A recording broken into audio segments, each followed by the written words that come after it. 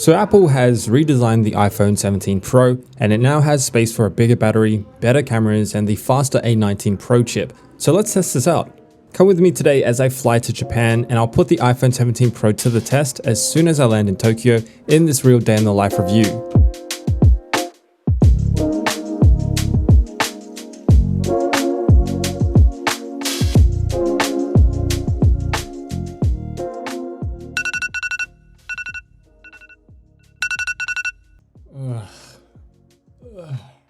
Today's a jam-packed day where I'll be juggling work with some sightseeing, so it's the perfect day to really push the iPhone 17 Pro and see how it holds up as an everyday phone, from the cameras to its performance and battery life. It's going to be an interesting day, and I'm also going to be doing everything off the phone. And I started the day with some emails, the weather, and the news in bed before realizing, hey, I'm probably late now and I better get out of the bed and start the day. It's going to be a beautiful day out here in Tokyo, so let's get going. Guys, what you're seeing and hearing right now is that front-facing camera. I wanted to do this real quick test before I run out. I'm actually filming this vertically, but it's coming up horizontally, which is super cool. And from what I can see on screen on my iPhone display, it looks really crispy. It looks really, like the color reproduction looks really good. I'm pretty impressed that this is a front-facing camera. 18 megapixels, 4K 60, also being filmed on the iPhone microphone. Looks pretty good to me. I'm pretty impressed.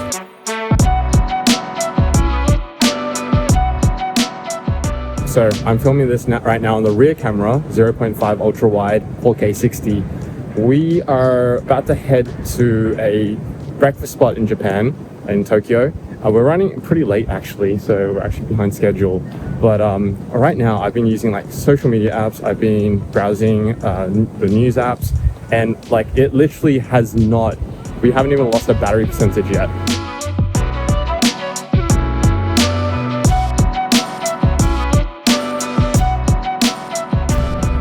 My entire feed is still filled with iPhone 17 Pro content. So we're at the spot now, and cellular service, we've got full bars here. I've realized like it's pretty good. It's the new Snapdragon X80 modem, and honestly, like internationally over here in Japan, it's pretty good. So I haven't had any issues with dropouts and stuff. It doesn't seem like that much better than the iPhone 16 Pro, but we'll see how it goes when we go to the train station and underground and stuff like that and see how it performs. But so far so good.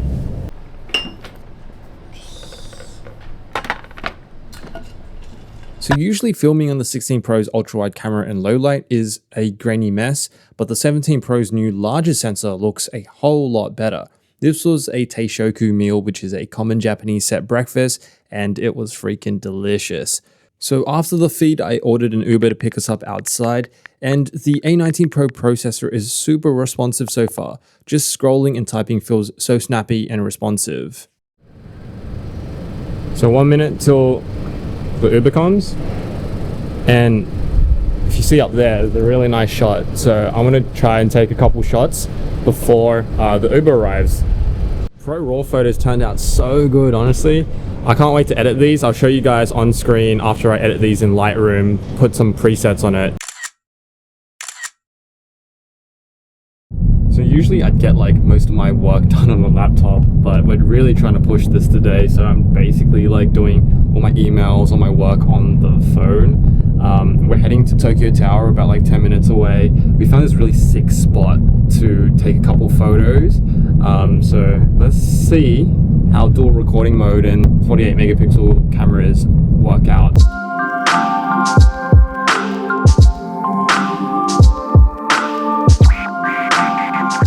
So we found a really cool photo spot of Tokyo Tower. There's literally a line. We've been waiting here for a little while, but I think it's going to be worth it.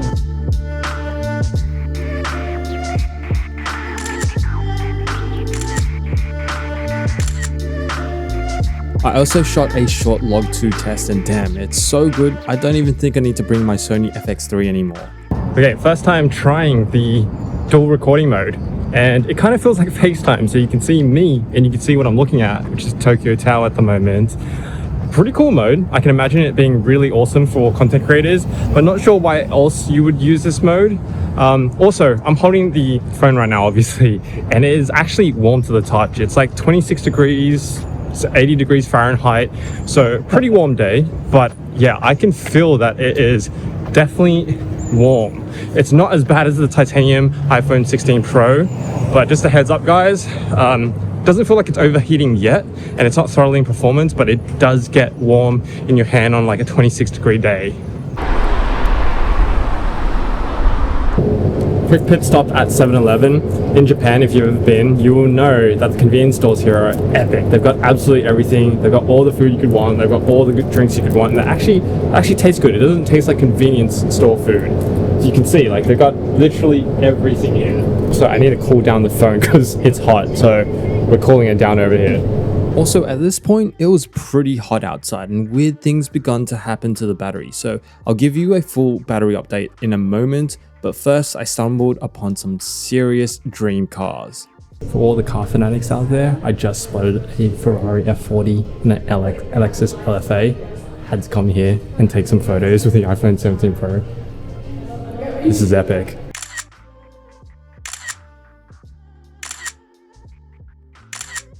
Let me know what you guys think of the photos so far. Shooting on 48 megapixel RAW on this phone is shockingly good and reserves so much photo data to play with in post.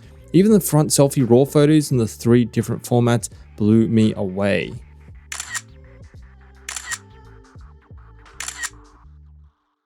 So the dual mode comes in absolutely clutch in moments like these when I'm going through the Torii gates, and I absolutely love this mode. I'm so addicted to it.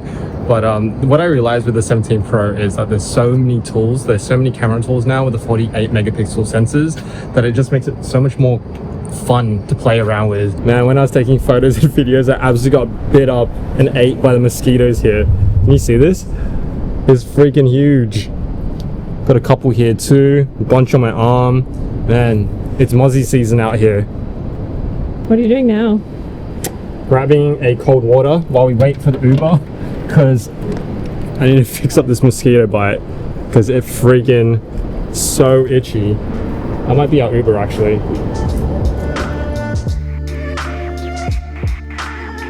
Important battery check-in and update, because it is currently almost 1 p.m. and we're well under 50% battery already. So the first like 10% depleted really slowly, but after 90% it like just plummeted.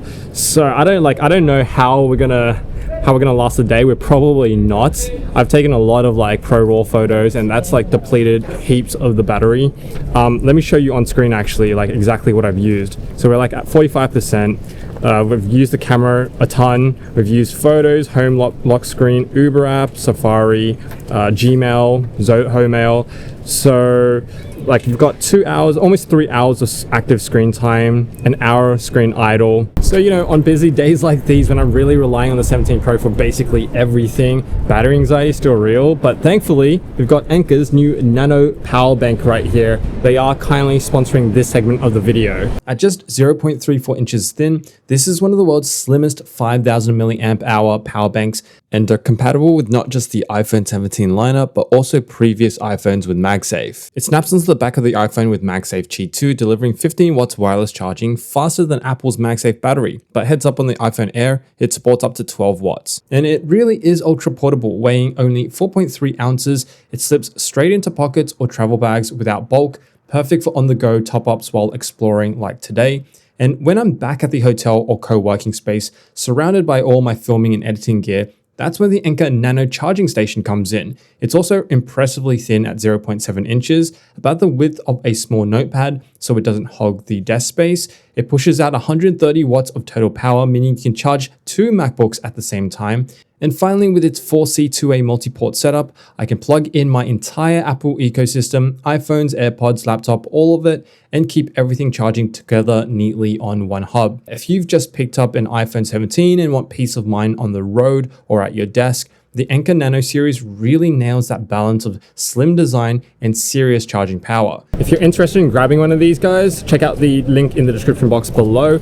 And just a side note, we haven't yet charged it. Don't worry, we're keeping this real. We are probably going to use this at some point because this doesn't seem like it's going to last a day. So we pulled up to lunch and I realized a reason for the battery drop might be the adaptive charging setting and the new phone learning my usage patterns. I watched a few YouTube videos over lunch and the stereo sound from the top speaker sounds a heap better from the 16 Pro.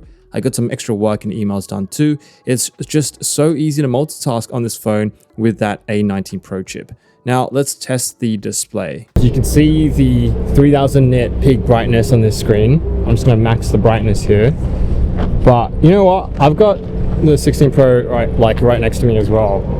And between the two, you can't really tell the difference. Like, it's definitely slightly brighter, but by 50%, not too sure about that.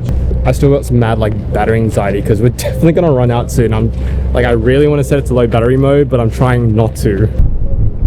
I almost forgot to test out the 8x optical zoom, so it's one of the biggest changes. We got that bigger sensor, so therefore we've got more optical zoom. It's like the equivalent to 200mm lens.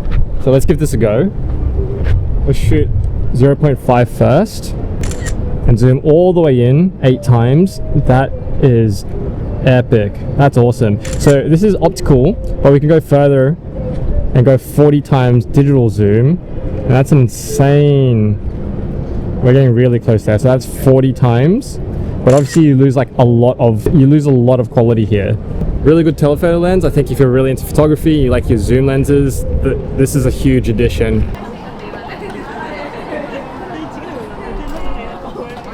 This is a long ass wait for matcha, but it's gonna be totally worth it. People say it's one of the best in the world, if not the best spot for matcha in the world. Of course, it's in Japan. If you're a matcha fan, if you're into tea matcha, this is the place to be. Can't wait to give it a go. I absolutely love matcha. For those of you who've been watching for ages, you know that I've been drinking matcha for ages. So I'm really keen to test this out. Okay, after 40 minute wait, finally got them. Let's give this a go.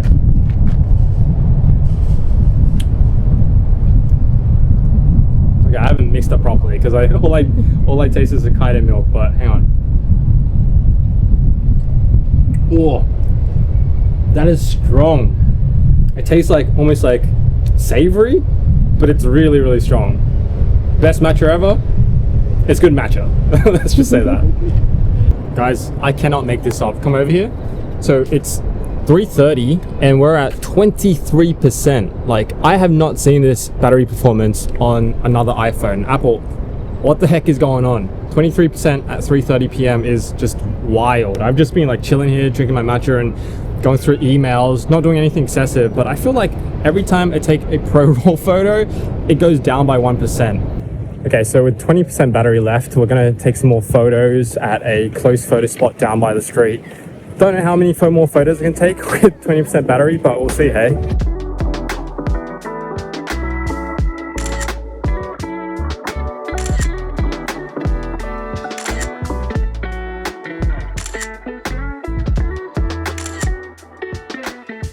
Back on that dual capture mode now, and it is way busier than I thought it would be. I think it's some sort of public holiday here, autumn equinox or something like that.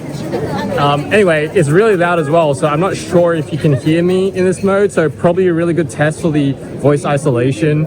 Let's see how it sounds. I really hope you can hear me, because honestly, it's probably loud. I can't even hear myself. I'm gonna be really impressed. I'm gonna be really impressed if you can hear me. But yeah, you guys can see how busy it is. Every time I open up this phone now, it is going down by 1%. And I'm telling you, 4 p.m. This cannot be better by 20%. This cannot be better than the 16 Pro. The 16 Pro does not die on me with this type of activity, with this much usage at 4 p.m. Literally every time you just saw it go. You just saw it go down right there. It's now at 10%. So the phone is on its last legs now, finally. 5, 10, 1%. I say finally, but it's only 5:10 p.m. A little bit frustrating, actually. I did not expect it to be this short. Actually, let me check the videographer's iPhone 14 Pro. She's been using it all day, and she's at 18% right there, whereas I'm at literally 1%, 5:10 p.m. and now's probably a good time to let you guys know if you're still watching, you're part of the 25% gang who will still be watching at this point. So I appreciate you. If you're still watching, drop the code word comment battery because we're at 1%, 5:12 p.m. and I'll like your comment for watching to this point. But yeah, that's it. 5:13 p.m. That's how long it lasts. We've been going about 6:30 a.m. to 5:13 p.m. 1% battery. It's literally going to die at any point now. Yeah, that's a wrap.